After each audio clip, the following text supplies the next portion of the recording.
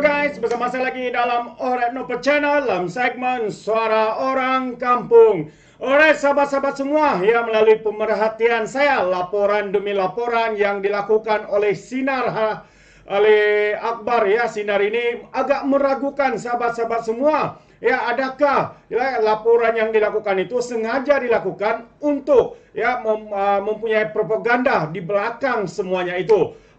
Dan apa yang berlaku sebenarnya adalah laporan daripada Sinar mengatakan ya nilai ringgit ya yang melemah di ASEAN. Kita boleh nampak di dalam Kerataan Akbar ini katanya ringgit mata wang paling lemah di Asia tahun ini.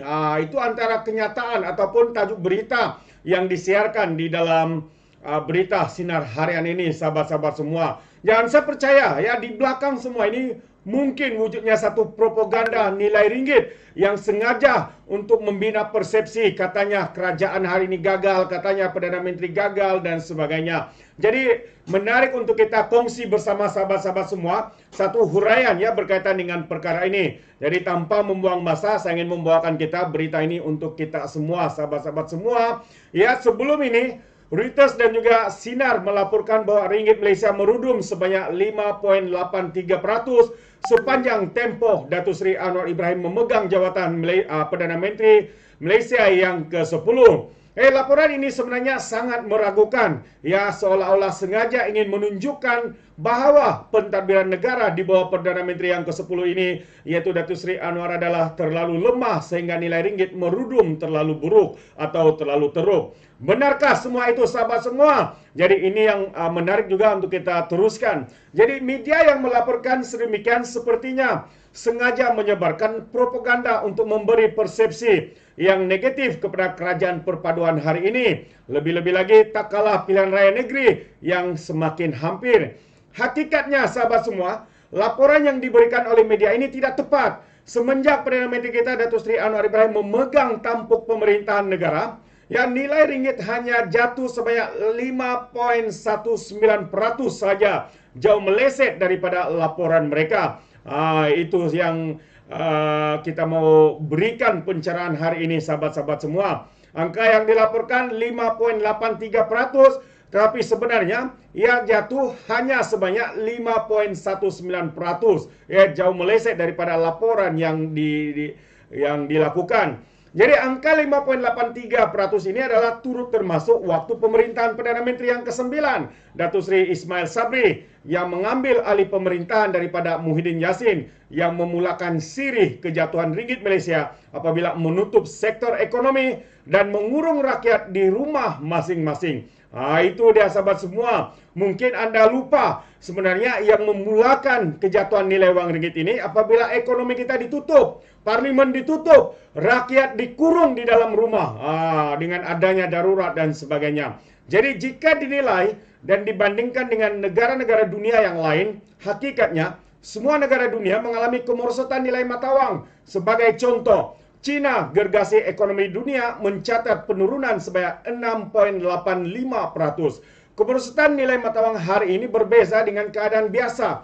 Dalam situasi normal, sememangnya konflik dalaman sesebuah negara menjadi sebab terbesar kejatuhan mata wang. Namun kini seluruh negara dunia mengalami kemerosotan mata wang disebabkan oleh tindakan agresif Amerika Serikat dalam mengawal inflasi mereka. Hari ini kadar OPR Amerika Serikat adalah lebih daripada 5% berbanding Malaysia yang hanya pada kadar 3%.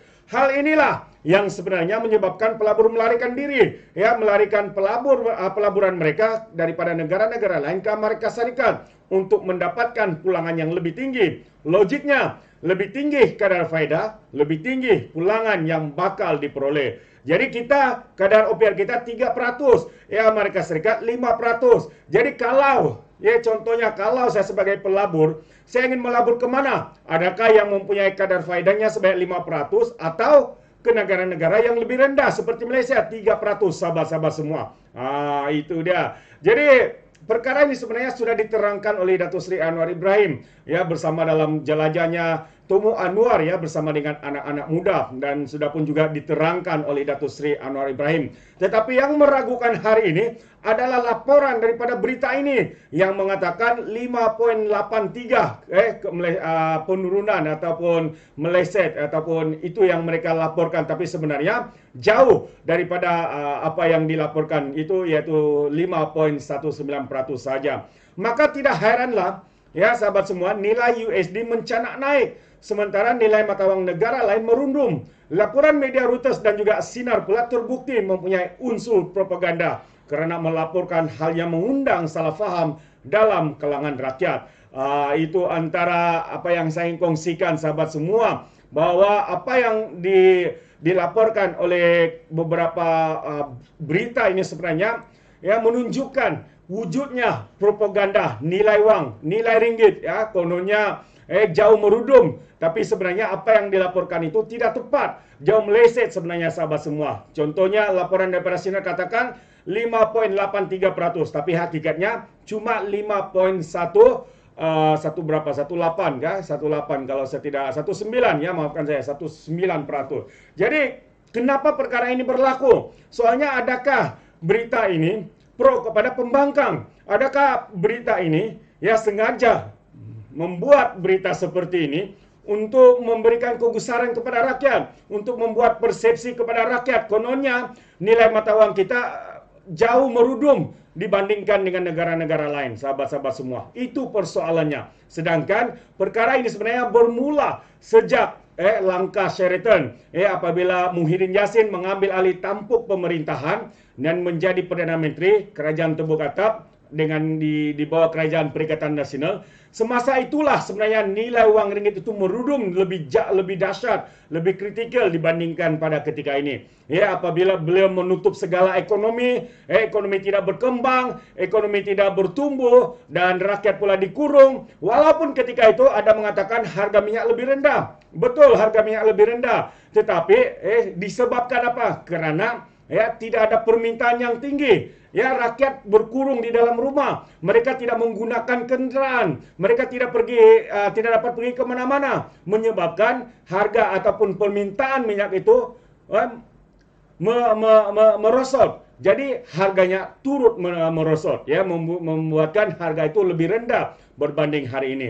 Berbanding hari ini kalau kita lihat sahabat semua, harga minyak itu kembali pulih. Maksudnya apa? Maksudnya ekonomi negara itu ataupun ekonomi kita sekarang ini sedang berkembang. Ya, rakyat sudah mula mempunyai kuasa membeli, ya, menggunakan minyak, menggunakan kereta. Dan apabila mereka menggunakan kereta, nescaya mereka perlukan minyak. Jadi, ya, dengan permintaan yang tinggi itu nilai minyak itu semakin menaik. Ini adalah perkara asas sebenarnya. Tetapi apa yang menggusarkan kita, apa yang meragukan kita adalah laporan daripada Sinar ini. Adakah ianya satu propaganda kerana adanya pilihan raya, sahabat-sahabat semua? Itu persoalan yang kita harus pikirkan bersama. Jadi sampai di sini saja saya ucapkan terima kasih kerana memberikan tumpuan ya bersama dengan Alright Napa Channel. Jadi sekiranya sahabat semua juga mahu memberikan sebarang komen, Anda boleh berikan komen Anda dalam ruangan komen.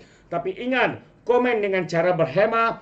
Jangan menjadi seperti Walan-Walantit, lebay-lebay, geng sapu bersih, termasuk juga GTA, geng takut Anwar. Ya, apabila mereka memberikan komen penuh dengan hasutan, kebencian dan juga fitnah melampau. Sepertinya mereka tidak punya otak, mungkin karena otak mereka tertinggal di Laut Cina Selatan. Alright, jadi sampai di sini saja. Izinkan saya untuk mengundurkan diri dan seperti biasa, peribahasa mengatakan, tapapun tangkap, 2 ton keinginan. Dalam bahasa Melayunya, tepuk dada, tanya selera. Sekian saya daripada Alright Napa Channel. Kita berjumpa lagi dalam info dan update yang seterusnya. Sekian.